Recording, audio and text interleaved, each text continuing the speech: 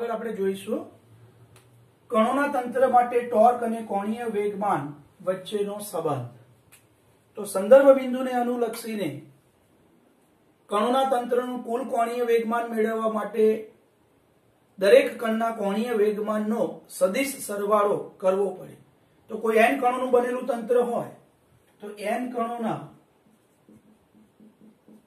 બનેલા તંત્ર માટે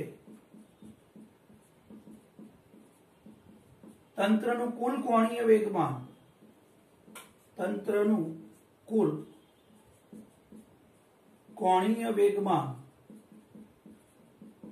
એટલે બધા કણના કોણીય વેગમાનનો સદિશ સરવાળો. તો કુલ કોણીય વેગમાન કેપિટલ L બરાબર પ્રથમ કણનું કોણીય વેગમાન પ્લસ બીજા કણનું કોણીય વેગમાન અપ ટુ n કણનું કોણીય વેગમાન માટે કુલ કોણીય વેગમાન L બરાબર sigma I is equal to 1 to n into Li बराबर sigma I is equal to 1 to n Ri cross Pi.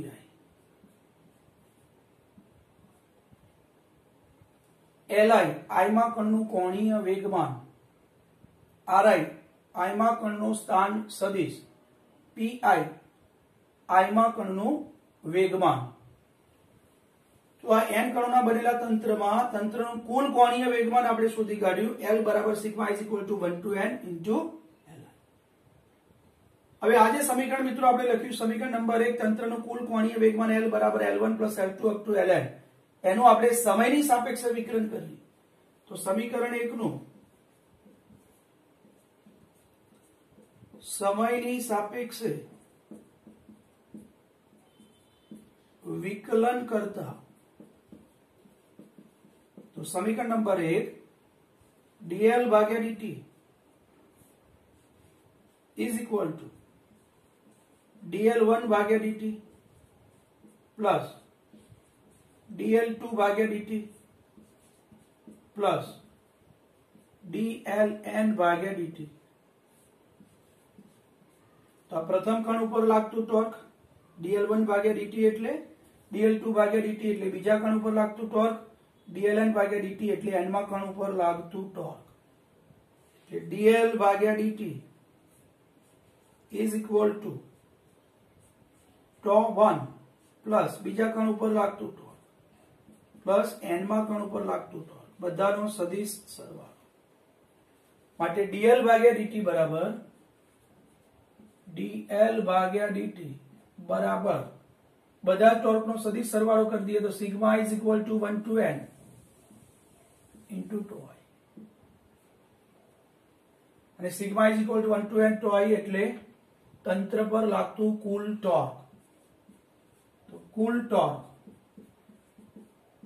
બરાબર sigma is equal to 1 to n into τi એટલે કે ટોર્ક બરાબર sigma I is equal to 1 to n Ri cross Fi. હવે મિત્રો આ સૂત્રમાં Fi એ તંત્ર પર લાગતા બાહ્ય બળો Fi એક્સટર્નલ અને બીજા કણો દ્વારા તંત્ર પર લાગતા આંતરિક બળો Fi ઇન્ટરનલ નો સરવાળો છે. એટલે કે Fi is equal to Fi external plus Fi internal એટલે કે કુલ ટોર્ક એ બે ટોર્કનો સરવાળો છે. એક બાહ્ય ટોર્ક અને બીજું આંતરિક ટોર્ક. હવે મિત્રો ન્યૂટનની ગતિના ત્રીજા નિયમ મુજબ કણોના તંત્ર પર લાગતા આંતરિક બળો સમાન મૂલ્યના અને પરસ્પર વિરુદ્ધ દિશામાં હોવાથી આંતરિક બળોનું પરિણામી બળ શૂન્ય થાય છે. તો ન્યૂટનની ગતિના ત્રીજા નિયમ મુજબ કણોના તંત્ર ઉપર લાગતા આંતરિક બળોનું પરિણામી બળ શૂન્ય થાય છે. એટલે કે Fi ઇન્ટરનલ બરાબર 0. માટે આંતરિક બળોના કારણે લાગતું ટોર્ક પણ શૂન્ય થાય. ટો ઇન્ટરનલ બરાબર 0 માટે કુલ ટોર્ક બરાબર ટો એક્સટર્નલ, એટલે તંત્ર પર લાગતું કુલ ટોર્ક એ બાહ્ય બળોના કારણે લાગતું ટોર્ક છે, એટલે કે કુલ બાહ્ય ટોર્ક, કુલ બાહ્ય ટોર્ક બરાબર ટો એક્સટર્નલ, એટલે dl ભાગ્યા dt બરાબર અહીંયા જે ટોર્કનો સરવાળો છે, સરવાળામાં માત્ર બાહ્ય બળોના કારણે લાગતું ટોર્ક જ આવશે, એટલે કે dl ભાગ્યા dt ઇઝ ઇક્વલ ટુ બાહ્ય ટોર્ક ટો એક્સટર્નલ. તો કણોના તંત્ર માટે ન્યૂટનની ગતિનો બીજો નિયમ dl ભાગ્યા dt is equal to torque external, એટલે કે કણોના તંત્રના કુલ કોણીય વેગમાનના ફેરફારનો સમય દર એ તંત્ર પર લાગતા કુલ બાહ્ય ટોર્ક બરાબર હોય છે, જેને ચાક ગતિમાં કણોના તંત્ર માટે ન્યૂટનની ગતિનો બીજો નિયમ કહે છે. હવે મિત્રો આગળ આ ટોપિકમાં આપણે જોઈશું કોણીય વેગમાન સંરક્ષણનો નિયમ. તો કોણીય વેગમાન સંરક્ષણનો નિયમ સમજવા માટે આગળના ટોપિકમાં આપણે કણોના તંત્ર માટે ચાક ગતિમાં ન્યૂટનની ગતિનો બીજો નિયમ જોયો. તો કણોના તંત્ર માટે કુલ કોણીય વેગમાનના ફેરફારનો સમય દર એ તંત્ર પર લાગતા કુલ બાહ્ય ટોર્ક બરાબર હોય છે, એટલે કે મિત્રો dl ભાગ્યા dt ઇઝ ઇક્વલ ટુ બાહ્ય ટોર્ક, કુલ બાહ્ય ટોર્ક ટો એક્સટર્નલ. આ વિધાનને આપણે કણોના તંત્ર માટે ન્યૂટનની ગતિનો બીજો નિયમ કહીએ છીએ. dl ભાગ્યા dt બરાબર ટો એક્સટર્નલ.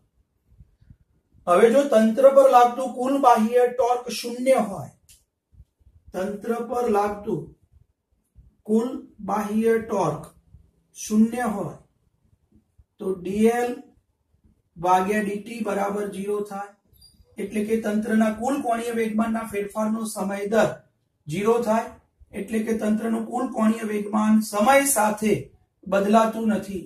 સમય સાથે તંત્રના કુલ કોણીય વેગમાનમાં કોઈ ફેરફાર થતો નથી, એટલે કે તંત્રનું કુલ કોણીય વેગમાન અચળ રહે છે, L બરાબર અચળ.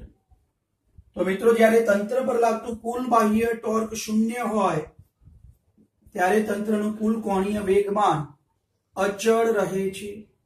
તો ટો એક્સટર્નલ બરાબર 0, ધેરફોર L બરાબર અચળ, જેને આપણે કોણીય વેગમાનનો સંરક્ષણનો નિયમ કહીએ છીએ.